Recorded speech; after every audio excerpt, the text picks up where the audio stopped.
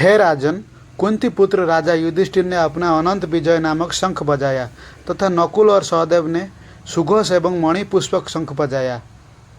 महान धनुर्धर काशीराज, परम योद्धा शिखंडी, धृष्टद्युम्न, विराट, अजय, सात्विक, द्रुपद, द्रौपदी के पुत्र तथा सुभद्रा के महाबाहु पुत्र आदि सबों ने अपने अपने शंख बजाया। संजय ने राजा धृतराष्ट्र को अनंत चतुराई से यह बताया कि पांडु के पुत्र को धोखा देने तथा राज्य सिंहासन पर अपने पुत्रों को आसीन कराने की यह अविवेकपूर्ण नीति श्लाघनीय नहीं थी। लक्षणों से पहले से ही यह सूचित हो रहा था कि इस महायुद्ध में सारा कुरुवंश मारा जाएगा। भीष्म पितामह से लेकर अभिमन्यु तथा अन्य पुत्रों तक विश्व के अनेक देशों के राजाओं समेत उपस्थित सारे के सारे लोगों को विनाश निश्चित था। यह सारी दुर्घटना राजा धृतराष्ट्र के कारण होने जा रही थी, क्योंकि उसने अपने पुत्रों की कुनीति को प्रोत्साहित दिया था।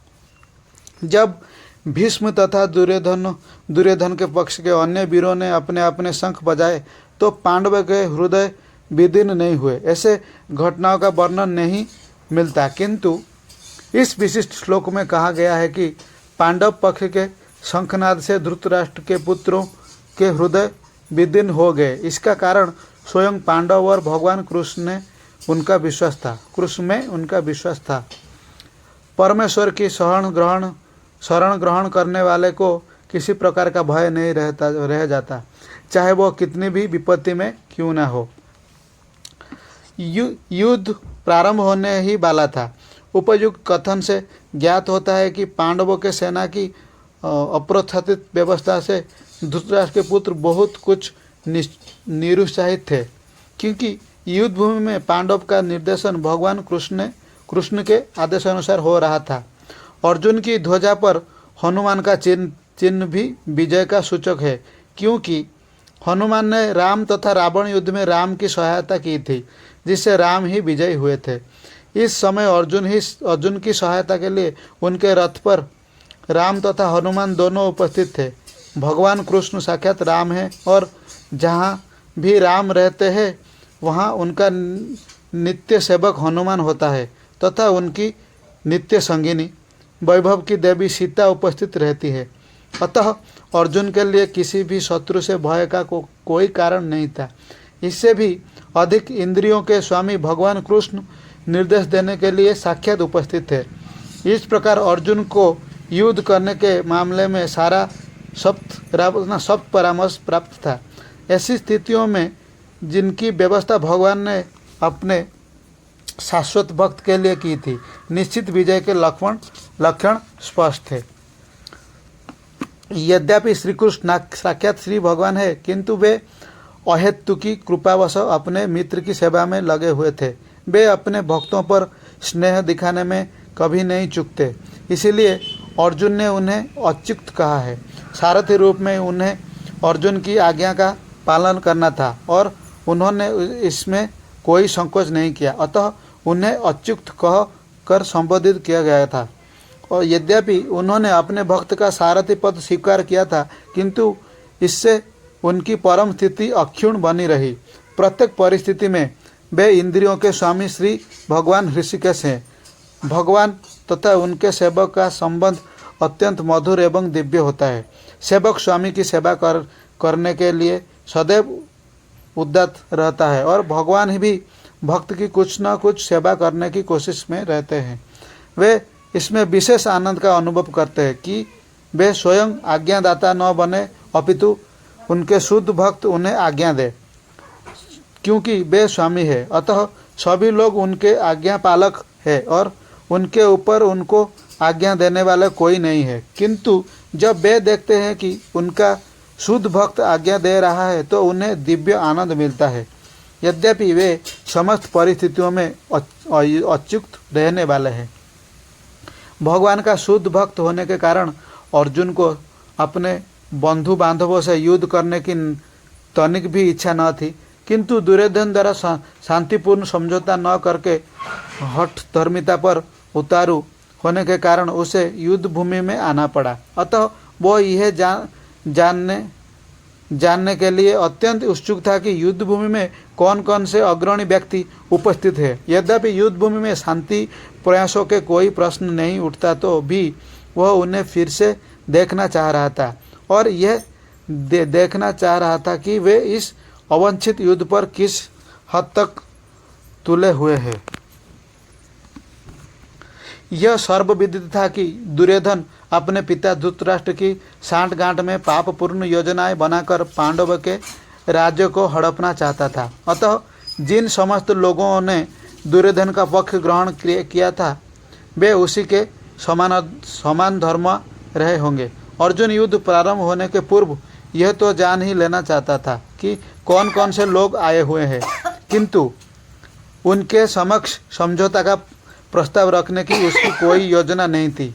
यह भी तय था कि वह उनकी शक्ति का जिसका उसे सामना करना था अनुमान लगाने की दृष्टि से उन्हें देखना चाह रहा था। यद्यपि उसे अपनी विजय का विश्वास था क्योंकि कृष्ण उसके बगल में विराजमान थे। इस श्लोक में अर्जुन को गुड़ाकेश कहा गया है। गुड़ाका का अर्थ है नींद और जो नींद को जीत लेता है वह गुड़ाकेश है। नींद का अर्थ अज्ञान भी है। अतः अर्जुन ने कृष्ण की मित्रता के कारण नींद तथा अज्ञान दोनों पर विजय प्राप्त की थी। कृष्ण के भक्त के रूप में वह कृष्ण को क्षण भर भी नहीं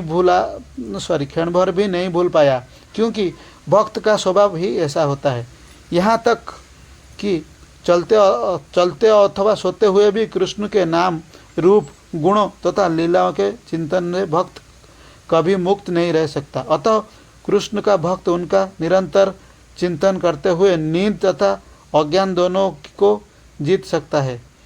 इसी को कृष्ण भगवान मूर्त या संबंधी कहते हैं। प्रत्येक जीव की इंद्रियों तथा मन के निर्देशक अर्थात ऋषिकेश के रूप में कृष्ण के मंतव्य को समझ होने लगा और मुंह सूख गया। उन सबको युद्धाभिमुख देखकर उसे आश्चर्य भी हुआ। प्राय सारा कुटुंब अर्जुन के संगे संबंधी उसे युद्ध करने आए थे। यद्यपि उसका उल्लेख नहीं है किंतु तो भी सहज अनुमान लगाया जा सकता है कि न केवल उसके अंग कांप रहे थे और मुंह सूख रहा था अपितु वह दयावश रोदन भी कर रहा था। अर्जुन में ऐसी लक्षण किसी दुर्बलता के कारण नहीं अपितु हृदय की कोमलता के कारण थे जो भगवान के शुद्ध भक्त का लक्षण है। अतः कहा गया है यस्यास्ति भक्ति गर्भो वांछिना सर्वगुणस्तत् समामते सुराः हरा भक्त य कुंतो महद्गुण मनोरथे नसति भवतो बहि। जो भगवान के प्रति अविचल भक्ति रखता है उसमें देवताओं के सद्गुण पाए जाते हैं, किंतु जो भगवत नहीं है उसके पास भौतिक योग्यताएं भी रहती है जिसका कोई मूल्य नहीं होता। इसका कारण यह है कि वह मानसिक धरातल पर मंडराता रहता है और ज्वलंत माया के द्वारा अवश्य ही आकृष्ट होता है।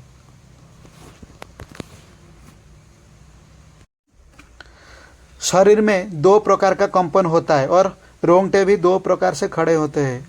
ऐसा या तो आध्यात्मिक परमानंद के समय या भौतिक परिस्थितियों में अत्यधिक भय उत्पन्न होने पर होता है। दिव्य साक्षात्कार में कोई भय नहीं होता। इस अवस्था में अर्जुन के जो लक्षण है वो भौतिक भय अर्थात जीवन की हानि के कारण है। अन्य लक्षणों से भी ये स्पष्ट है वह इतना अधीर हो गया है कि इसका विख्यात धनुष गांडीव उसके हाथों से सरक रहा था और उनकी त्वचा में जलन उत्पन्न हो रहा था। ये सब लक्षण देहात्मक बुद्धि से जन्म है। अपने और औद्धर्य के कारण अर्जुन युद्ध भूमि में खड़ा रहने में असमर्थ था और अपने मन की इस दुर्बलता के कारण उसे आत्मविस्मृति हो रही थी। भौतिक वस्तुओं के प्राप्ति अत्यधिक आसक्ति के कारण मनुष्य ऐसी मोहमयी स्थिति में पड़ जाता है। ऐसा भय तथा मानसिक असंतुलन उन व्यक्तियों पर उत्पन्न होता है जो भौतिक परिस्थितियों में से ग्रस्त होते हैं। अर्जुन को युद्ध भूमि में केवल दुखदायी पराजय की प्रतीति हो रही थी। वह शत्रु पर विजय पाकर भी सुखी नहीं होगा। निमित्तानि विपरीतानि शब्द महत्वपूर्ण है। जब मनुष्य को अपनी आशाओं में केवल निराशा दिखती है तो वह सोचता है मैं यहाँ क्या हूँ। प्रत्येक प्राणी अपने में तथा अपने स्वार्थ में रुचि रखता है, किसी की भी परमात्मा में रुचि नहीं होती। कृष्ण की इच्छा से अर्जुन अपने स्वार्थ के प्रति अज्ञात दिख रहा है। मनुष्य का वास्तविक स्वार्थ तो विष्णु या कृष्ण में निहित है। बद्ध जीव इसे भूल जाते हैं, इसलिए उसे बहुत ही कष्ट उठाना पड़ता है। अर्जुन ने सोचा कि उसकी विजय केवल उसके शोक के कारण बन सकता है। हे कृष्ण, इस युद्ध में अपने ही स्वजनों का वध करने से न तो मुझे कोई अच्छाई दिखती है और न मैं उसके किसी की प्रकार की विजय, राज्य या सुख की इच्छा रखता हूँ। ये जाने बिना कि मनुष्य का स्वार्थ विष्णु में है, सारे बद्धजीव शारीरिक संबंधों के प्रति ये सोचकर आकर्षित होते हैं कि वे ऐसी परिस्थितियों में प्रसन्न रहेंगे। ऐसी देहात्म बुद्धि के कारण भौतिक सुख के कारणों को भी भूल जाते हैं। अर्जुन तो क्षत्रिय का नैतिक धर्म भी भूल गया था। कहा जाता है कि दो प्रकार के मनुष्य परम शक्तिशाली तथा ज्वालावान सूर्यमंडल में प्रवेश करने के योग्य होते हैं। ये है कि एक तो क्षत्रिय जो कृष्ण की आज्ञा से युद्ध में मरता है तथा दूसरा सन्यासी जो आध्यात्मिक अनुशीलन में लगा रहता है। अर्जुन अपने शत्रुओं को भी मारने से विमुख हो रहा है। अपने संबंधियों के बात तो छोड़ दे, वह सोचता है कि स्वजनों के मारने से उसे जीवन में सुख नहीं मिल सकेगा, अतः वह लड़ने के लिए इच्छुक नहीं है।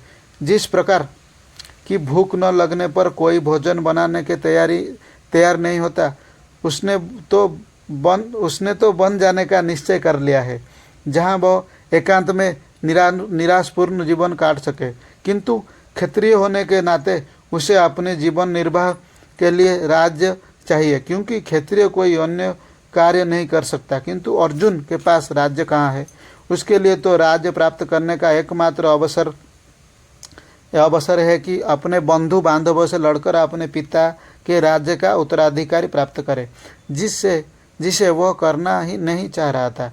इसलिए वो अपने को जंगल में एकांतवास करके निराश का एकांत जीवन बिताने के लिए योग्य समझता था।